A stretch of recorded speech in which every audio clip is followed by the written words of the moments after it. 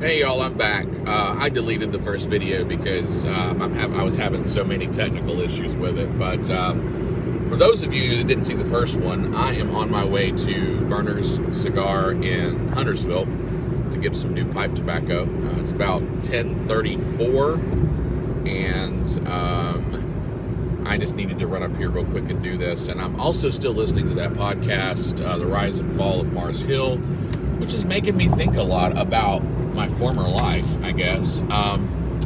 So real quick, we talk about something called the Doctrines of Grace, and this is a kind of a code word in Reformed circles. Basically what they mean is Calvinism. The acronym most commonly known as TULIP: total depravity, unconditional election, limited atonement, irresistible grace, and perseverance of the saints. And just to walk you through this real quick, total depravity does not mean absolute depravity. It does not mean that you are as evil as you possibly could be, but it does mean that you are totally depraved in the sense that you don't have the ability to choose God. Unconditional election means that God chooses you, elects you to salvation. Limited atonement means the means of salvation were by Christ on the cross, and that Christ only died for the elect. The atonement only extends to those that he decided to save. Irresistible grace means that God extends to you what I used to call his also irresistible grace, so that you can repair your free will and choose God, choose Christ. And then perseverance of the saints simply means that you will know who those people, who the true elect are, because they will persevere to the end. So here's the deal. I remember sitting one time I remember coming to the conclusion at one point that there was no free will at all in salvation, which is complete heresy. By pretty much all standards. So, but I eventually came around and figured out that God restored my free will. But the question was, when did God restore my free will? Was my free will something that I was just given as a human? Or was and if that was, does that mean I was depraved? That my depravity was not there. So eventually, after believing all this Calvinistic stuff for years, I basically decided that the Calvinistic link of TULIP was a link, and if one of those links failed, the whole thing collapsed. It was a virtual house of cards. So eventually, having come through this, I decided that I believe that an essential part of being a human, whether that be a Christian or non-Christian, is having free will. I believe that I believe that any religious system or belief system that denies the free will of humans is denying basic humanity for a person. So the conclusion that I came to is that no matter how far we have fallen, our free will is still intact because we have that as humans. Now, some people would call that prevenient grace, which is a Wesleyan sort of concept. I don't really get into that. I just think it's an essential part of being human. So that leads back to the question then, so what exactly happened in the fall? So I basically believe now that what happened in the fall was humanity's ability to commune with God, to be in this relationship like was described, I believe metaphorically, as in the Garden of Eden, with God walking with Adam and Eve. That's what's broken. And what we are trying to do as humans is to restore that connection with God. So, do I believe that God elects those to salvation? So here's where I'm going to tell you that I'm currently in flux on. I am very confused still on how to read the book of Romans, which talks a lot about the election of humans. And, how you read that, there's different theories on how to read it, and I haven't come to the conclusion of which one I believe. Other than I think that the Calvinistic theory of reading it is just simply unsustainable. It's illogical at some point. It doesn't, it goes against what I now believe is in the very nature of God. God is love. And I don't see God unconditionally electing some to salvation while leaving others to go to hell. Now, what I have been told, and great, I'm stuck in traffic, so maybe this is good, but what I have been told by some people is that, well, God doesn't unconditionally elects some, but he doesn't damn the others to hell. And my explanation for that is that God knows math. So if he knows if there's only two options, heaven or hell, that, there's no other option. By unconditionally electing some to salvation, he is, by the very laws of logic, condemning the others to hell. So I'm just really undecided where I'm at with that election thing. I'm just going to be very honest with you. What I will say, too, though, is that I no longer believe in limited atonement. Now, Mark Driscoll, ironically, who I'm listening to this podcast about, used to say, I think it was Mark Driscoll, he used to say, the other option to limited atonement is unlimited atonement, which is universalism. Well, I'm going to be honest, that's just bullshit. There is a happy medium somewhere. That's part of the reason sometimes people fall into these categories where, they want to see things as very black and white. There is other options there. So what I basically believe about the whole limited atonement thing is that I don't really, atonement's a strong word. I believe in more of a Christus Victor model, and you'd have to look that up, but basically that by Jesus dying on the cross, he was claiming victory over death. And that was freeing us from the horrors of hell, and allowing us to be able to choose God on our own. And then, of course, grace is not irresistible, because we do have free will as humans. We are able to choose love and grace, or choose hate and what's the opposite of grace? I don't know. Hate and hate. I don't know. Hate and legalism, maybe.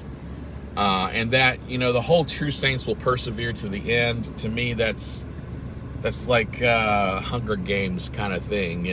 It's like, it's almost like a reality show that the last, the people will end. What's the thing that may the odds ever be with you, or something like that. That's nonsense to me. It took me a long time to get there. So I guess the phrase is, or I guess the question is now, where am I? Let me tell you where I'm at. I'm just going to be very honest with you. I no longer believe in hell. I just don't believe in it anymore. I don't believe that a loving God would eternally and consciously torment any of his creation. I think that the salvation story is a story of redemption. How God is trying to redeem his creation. Not just us, but all of his creation. We are the apple of his eye. We are the focal point of that. And when we were created in God's image, God said it was good. So we are the apple of his eye. Did we screw it up? Yeah. There's sin, there's evil, and we have the opportunity every day to choose that. And let me clarify something too. I'm not arguing for a neutrality here, which I think some people would say that I am. I'm certainly not. I believe we were born what's the word? We're not born neutral. We're born, the word's right there. I can't even think of the word. It's going to pop in my head here. Predispositioned is probably the word I'm looking for. We have a predisposition towards sin. We have a predisposition to choose things that hurt God, that hurt ourselves. And that's what depravity is, and being able to choose God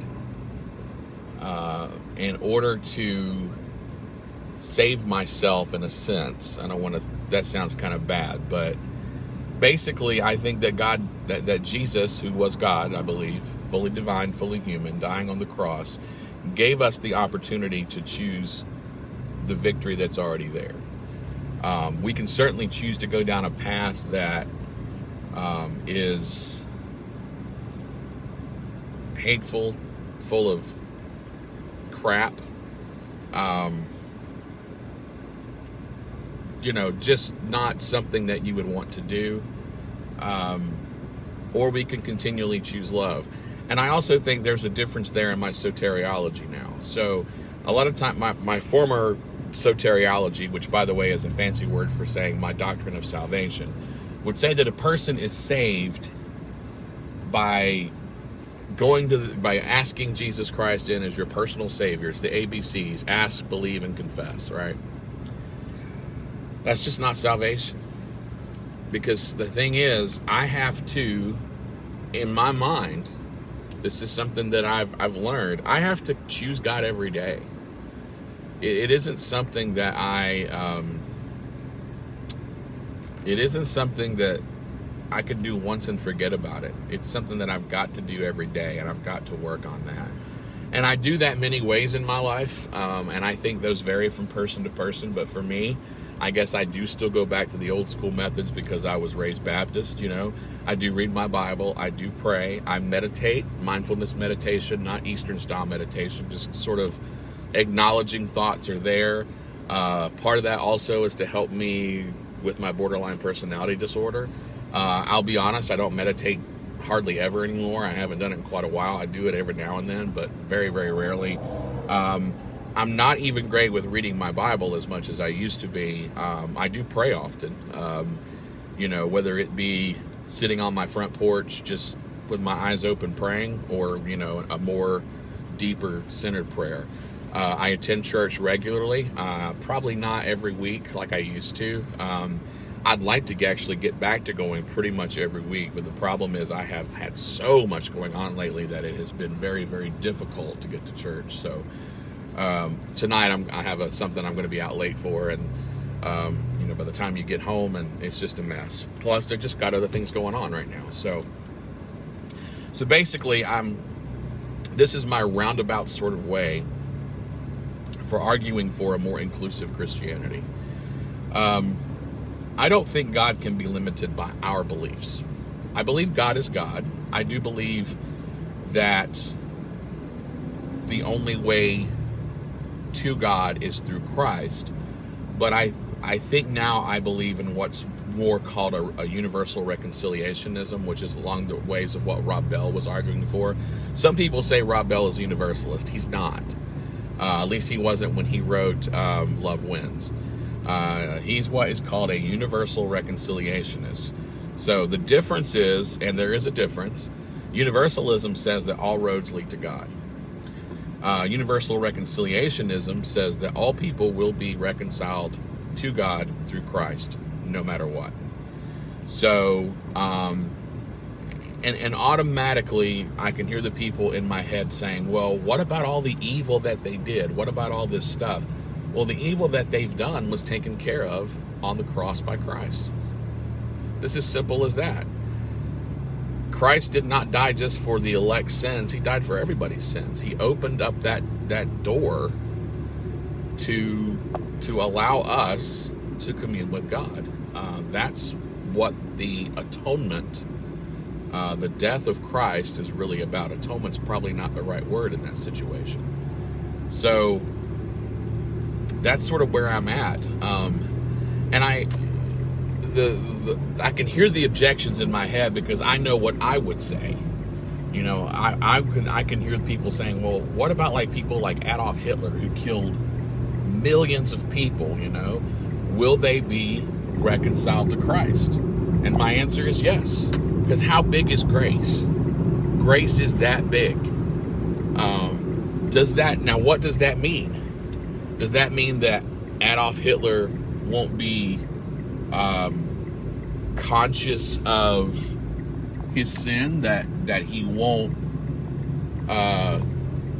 he's gonna know what he did. He's gonna know, if he doesn't already, he's dead. He's gonna know what he did. He's gonna feel remorse. He's gonna feel sorrow. But in the end, grace and love win. Grace and love will allow people like Hitler and others to bow before Christ in worship and adoration, because the Bible does say every knee will bow and every tongue will confess that Jesus Christ is Lord. People take that many different ways. Some people take it to universalism. I take it for universal reconciliationism, that all people will be restored to God through Christ. And when you have that, there's no need of hell. Hell's gone. It doesn't exist. If there is a hell, we're in it. So that's sort of where I'm at. The love and grace of God is big enough and strong enough to cover the most dastardly of deeds. And all that was heaped upon Christ on the cross. And God wins. Love wins. That's the deal. So that's basically where I'm at. So it's funny to me. I remember sitting in a pub one time with a really good friend of mine who had another friend of his that was there. He was visiting at the time, and his friend looked at me. He said, "So when did you learn about the Doctrines of Grace?" And what he was talking about was Calvinism. And I have since come to learn, for me, that the Doctrines of Grace, as in Calvinism, to me they aren't grace. That isn't grace. Grace and love, if we truly believe that God is love, and we truly believe that God extends grace, and we truly believe that God has an infinite amount of love and grace, why would he or she choose to withhold that from anyone? And I don't know how else to say that. I just don't know how else to say it. It's big enough for everyone, as well it should be. So that's where I'm at. Now I could go on. One of the things that we could talk about as well is where am I at now with Scripture and how to take Scripture and all that good stuff. Well, we can talk about that at some point, but suffice to say, right now, for the topic of this conversation, because I am pulling into the parking lot here, is that God and his love, his or her love, their love, God's genderless, by the way, God's love is big enough for everyone. And what I do now, I don't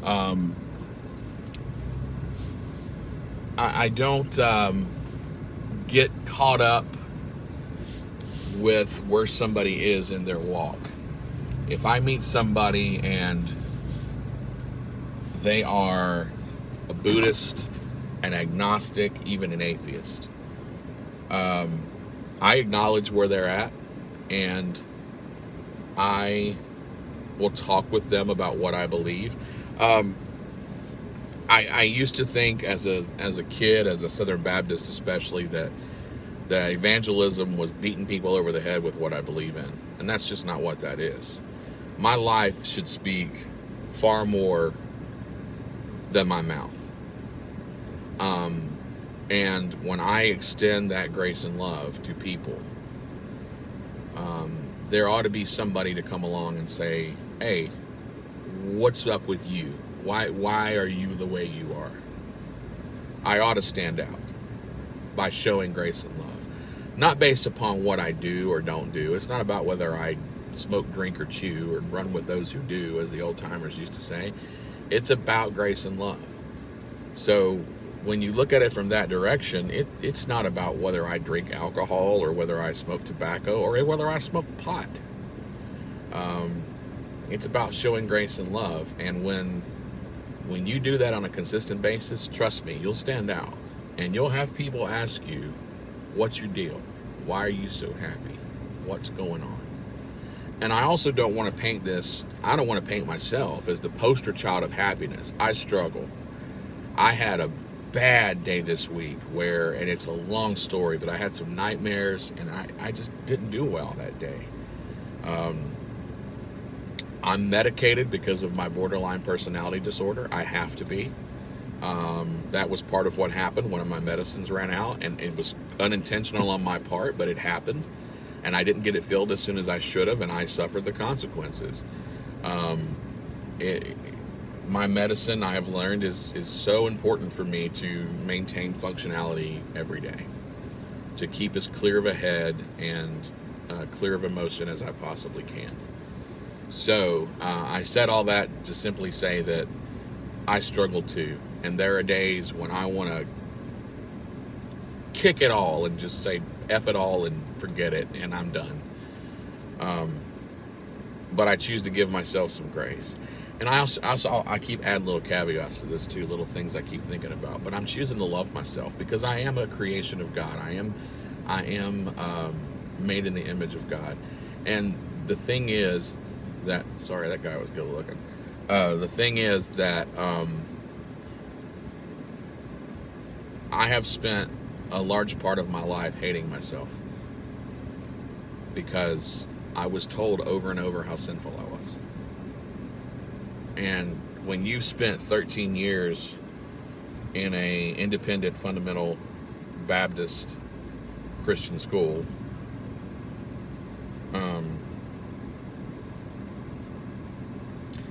and you're told every day that you're a worthless piece of shit, not in so many words, but you know what I mean.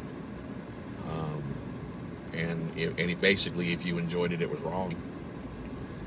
Then you start to take that to heart. So every day when I wake up, whether consciously or subconsciously, I have to choose to love myself, and I have to choose to love others. And there are days that is not easy, but we're called to grace, we're called to love, no matter what. So that's what I do. That's what I try to do. So, y'all, I have about a cup of coffee here that I haven't drank, and I'm sitting outside in the parking lot of the cigar shop so I get some pipe tobacco. So I need to go.